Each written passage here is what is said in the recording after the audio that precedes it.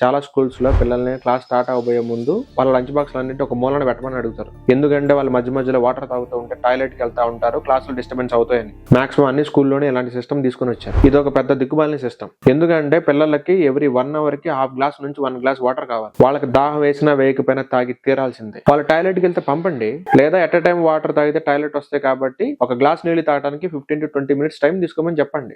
SIP water ఎలా తాగాలో practice చేయించండి. అలా తాగితే టాయిలెట్ రావు కదా. మీ స్కూల్లోనే సైన్స్ టీచర్లు ఉంటున్నారు కదా, ఈ మాత్రం లాజిక్ మీకు తెలీదా?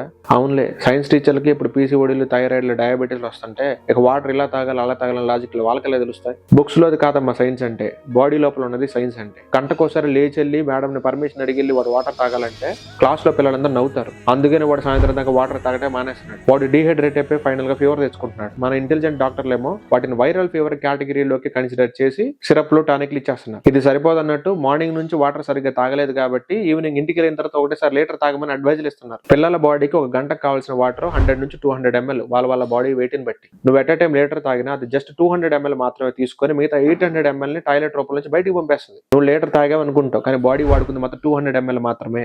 ఏం టీచర్లు రా నాయన మీరు, ఏం స్కూల్ రా బాబు మీది. థ్యాంక్ గాడ్ నేను మీ స్కూల్లో చదవలేదు కాబట్టి కొద్దో గొప్ప బాగుపడ్డా.